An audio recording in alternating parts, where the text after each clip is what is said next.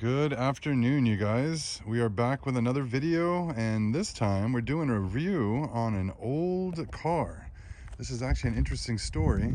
It's a bit of an old car review and a kind of a story, basically, but this is the story of my $1 Acura RL. Now, how the hell did I buy this car for $1? Let me go into the story because it's kind of an interesting story, a bit of a long story, you guys, but I purchased this car from my father-in-law about 14 months ago for $1. Now, my father-in-law bought this car brand new in 1999 for approximately $46,000, $47,000. It was fully loaded except for the navigation. It even has the CD changer in the back, and that's the cool stuff for the 90s there.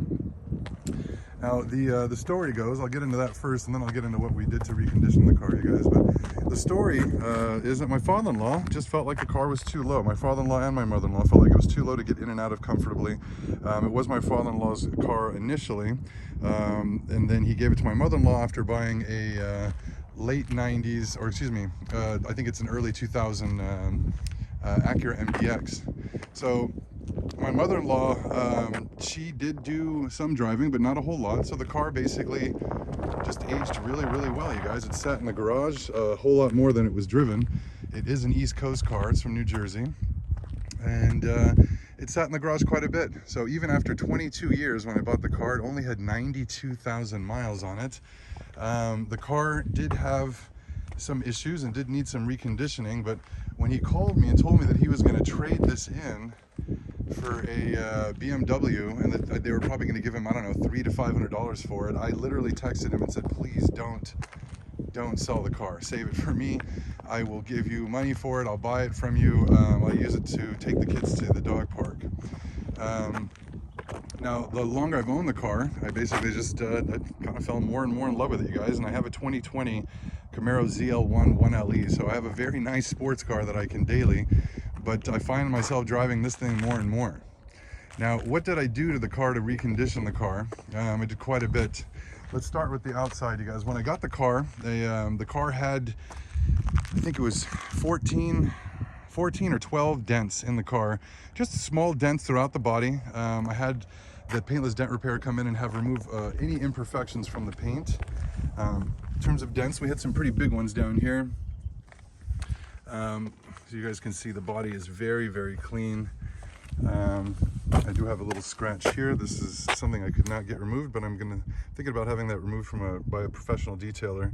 I don't want to have anything resprayed, start playing with paint and all that stuff, so trying to avoid that. But that is really the only major defect in the body of the car, is that scratch. Now, what did I do when I purchased the car? Basically, when I got the car for free, you guys. I got the car for $1.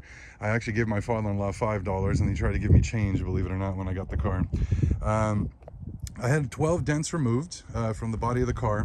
All of the tires were still brand new in terms of how the tread depth, basically, but they all had dry rot. They were 7 or 8 years old, and so I needed to replace the tires. So while I was replacing the tires, I went ahead and replaced the tires with the best Michelin tires that I can get for it, and then I went ahead and replaced the brakes with OEM rotors.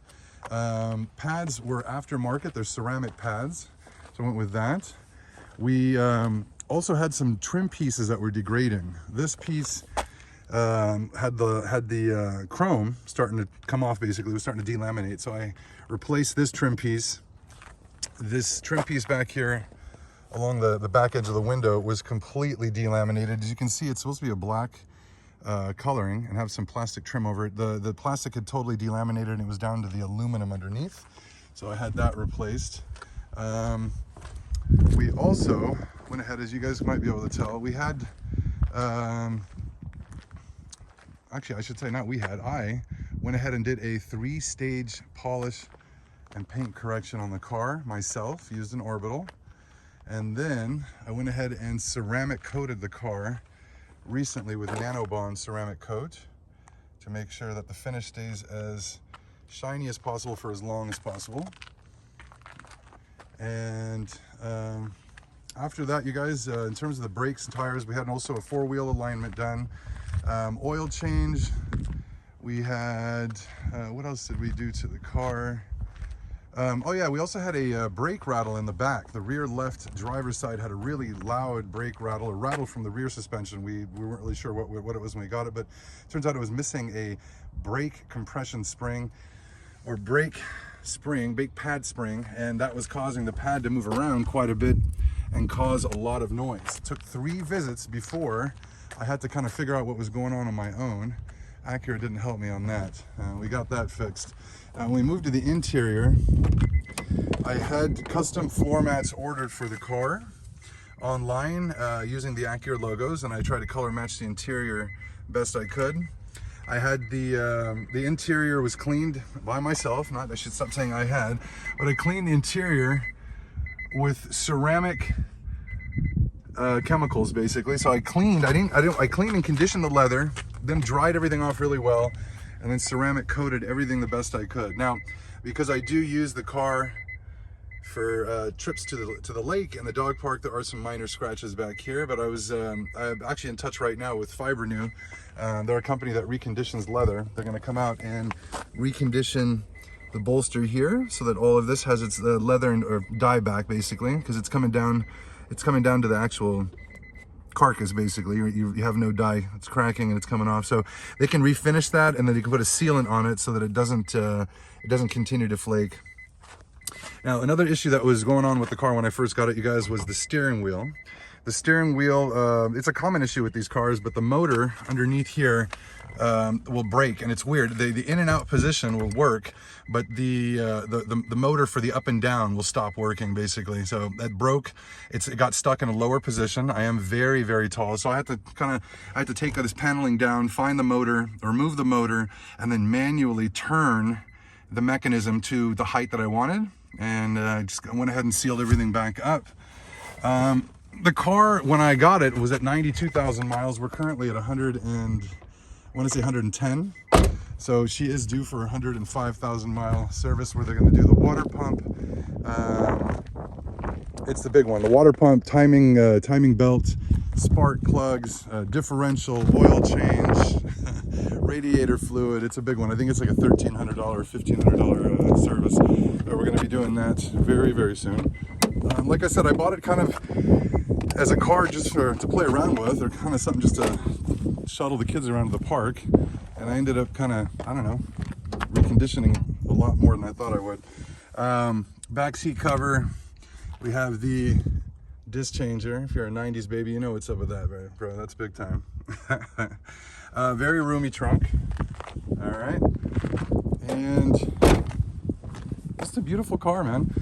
What I do like about the car, and this is one of the main things, especially me being kind of an older guy now, all right, is that the Acura, number one, they were the first Japanese luxury brand to enter the United States, even before Lexus, you guys. I think a lot of people forget that. Until today, they're usually, we'll call them, outranked by the Germans and Lexus, because Lexus and the Germans tend to go V8. They always tend to emphasize power. Honda, they don't emphasize power. They tend to be a little bit more conservative. So all you get with this is a 3.5 liter V6. It does have forged internals. I think when I looked up the stats on the car from the press release in the 90s, it is it's a 3.5 liter, as it says on the back. That's pretty big for the 90s, you guys, especially for a Japanese car. So it's a 3.5 liter V6, fuel injected. It has 210 horsepower, 240 foot-pounds of torque. And this one is in great shape. But like I said, we do need to replace that timing belt and just make sure, you know, she's in great shape. I want to make sure this thing can go another, 200,000 miles if we'd like it to. The only issues I've had with this car so far is a slight leak from this radiator hose, and it's coming out the front. So I think the hose itself is just getting a little bit loose or just tired. So I ended up just putting a clamp around it myself, basically a zip tie, just makeshift clamp. It stopped the leak. There's no issue there. It does have a new battery, and the car starts and runs fucking great. It's in great shape. Look at even the heat cover for the engine. I mean, everything is still in really, really good shape. The original stickers. It's a great car. It's not beaten on. You see some of these other cars on Instagram, yeah, worn. Very, very worn. I did have the wheels polished. Again, I polished the wheels myself with the Marble. Like I said, the car's in really good shape. What I like about the car, you guys, in terms of its styling, even though it's classic styling, it's a lady of a car, is that it looks like the W140 Mercedes back in the day. The Benz that used to own the street when I was in college and in high school. So it was the one you always kind of lusted after. And let's keep it real. I mean, Acura coming to the United States in the 90s, or excuse me, in the late 80s actually. I think they came in 86. This is in 99. You know, they didn't really know exactly what they were doing. They're entering a brand new market. And what do you do when you're the new kid in the school? You're not really sure what you do. You cheat off the smart kid. Okay, so let's keep it real. And I know a couple of my friends will even argue with me about this, but I mean, it has the W140 Mercedes style wheels. The profile from the side is almost exactly the same. It's a little bit thinner, okay? The headlights look like the Mercedes headlights, the same design. The grille looks like the grille from the W140 Mercedes. We're talking, let's say, 93 to 98 S-Class. Headlight has that boxy design with the yellow element on the side. The wheels have the same scalloped kind of edges. It looks exactly like an S-Class. Where it really, really looks like an S-Class is here, this section here. It has the rounded tail light, and the bezel looks exactly the same, with the yellow on top, white on the inside for the reverse, and then the brake light on the bottom. This RL does have the very rare gold package. When we were kids, this was something kind of cool, man. You had the gold package, bro. So it does have the rare gold package. And as you can see, the car's in really good shape.